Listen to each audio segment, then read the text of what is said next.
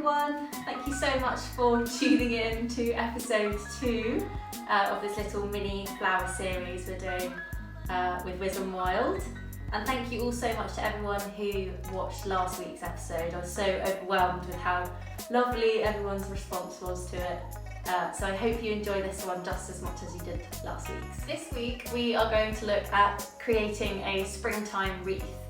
And this is going to be for people who maybe had a winter wreath and have it left over, perhaps stored away in a garage somewhere, to create a beautiful wreath for their door to celebrate the springtime flowers we have around at the moment. I'm actually really enjoying seeing people's spring wreaths, and I love the idea that a wreath is now for all year round to kind of celebrate the seasons as we go, instead of just for Christmas. So I think we should get started. For this tutorial you will need a pair of scissors, a pair of secateurs, some string, and also any lovely flowers or foliage you might be able to get your hands on.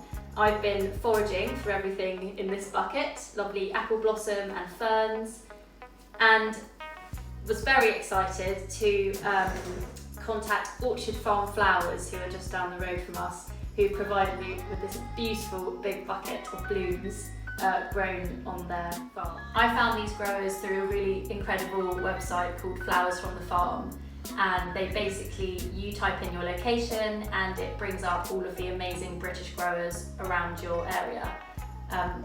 So it was great to find someone so close to us that I could use for this. So when I got my Christmas wreath back out of storage, she was looking a little dry. So I have basically taken everything out very carefully and left the moss base. And then I soaked this in water for a few minutes, maybe 5 minutes. And then I've taken it out and I've basically scrunched down so that all the water has come out, but it's still feeling really nice and moist.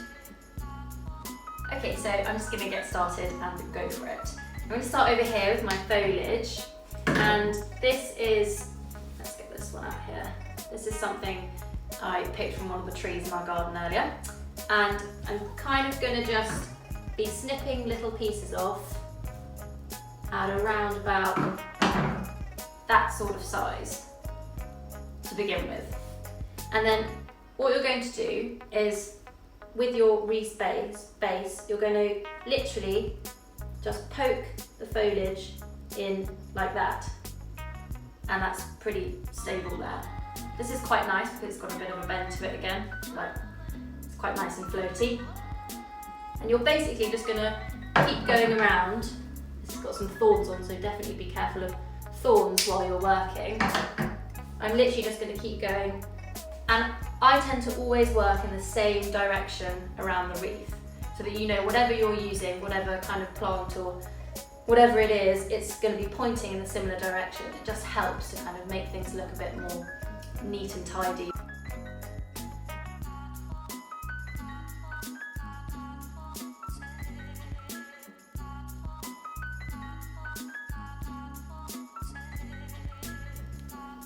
So after you've done one layer of foliage, you're basically just going to carry on choosing different pieces of foliage. You don't even have to do that.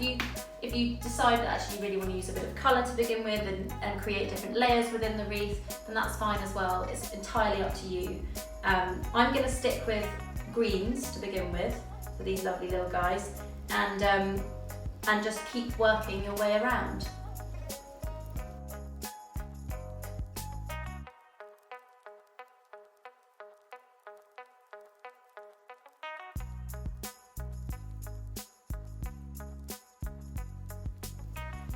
Okay, so once you think you've got your foliage base in place, I'm just going to show you this, how it's looking so far. This is all the foliage I've got, apart from the ferns, but I think I'm going to add those in at the end. They're quite a nice shape to kind of end with. I'm now going to start using some of the apple blossom and some of these lovely flowers in this bucket here. So you don't just have to be using flowers for this. Orchard Farm Flowers very kindly put in this delicious smelling mint, and I'm going to use that in my wreath because it smells completely lovely, and maybe we'll save some for a mojito later.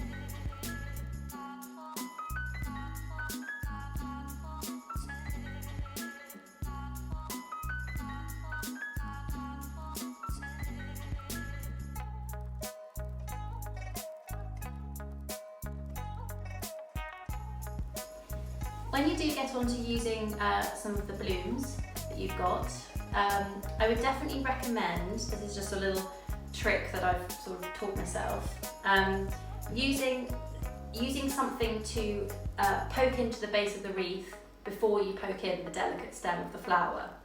So I've literally just snipped off a little sticky stem from something else that was here, and I'm just going to make a hole in the base of the wreath with this before poking in the stem, just so not to damage these delicate little things. Now, I tend to work my way around the wreath with the same flower that I started off with. So at the moment I'm on my apple blossom round. I'm going to create the whole wreath with this, and then I'll move on to another type of flower. That's just the way that I kind of process this sort of thing, and I need to see it visually, adding each layer on. But it might be really fun if you would prefer that you just sort of lay everything out in front of you and just pick as you go. It might be a different way of sort of designing.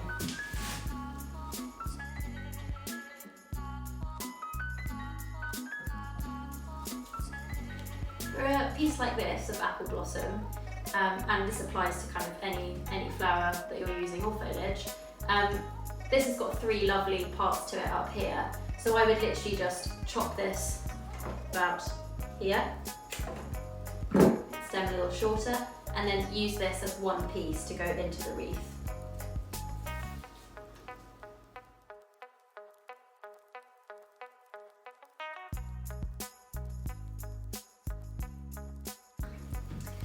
Okay, so my foliage and apple blossom base is complete. I am now going to start putting in some of these beautiful flowers from Orchard Farm.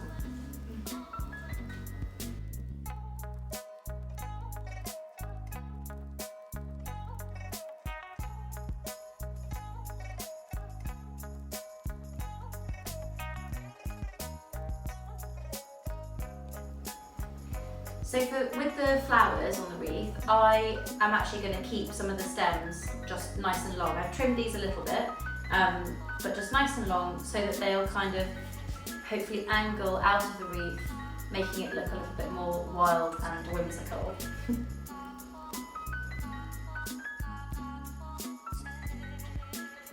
So I'm now on to my final round of flowers. As you can see here, we've added in lots of lovely anemones, loads of lovely stuff going on here, and hopefully these guys will be the finishing touch. These are ranunculus from Orchard Farm Flowers, so thank you, they're so lovely, and they smell really lovely as well. So for these, I'm going to keep the stems really, really long again, probably not all of this, but I'm going to just snip this off just where this other one's starting to grow here. So that will hopefully stick out somewhere lovely and create a bit more of that flowing shape we were talking about earlier.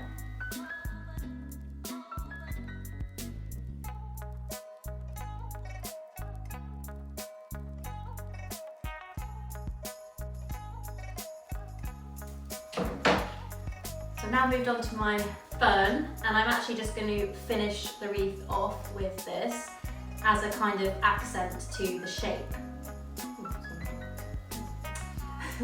So I'm literally just going to, as we've been doing the whole way around, poke this into so many things in the wreath now. I've got to be quite careful of knocking other stems.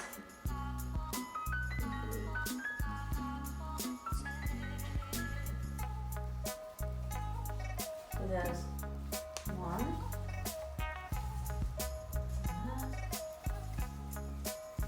And with these ferns, I'm not going to use the whole of this. I'm going to literally strip from about there and then trim, just like that.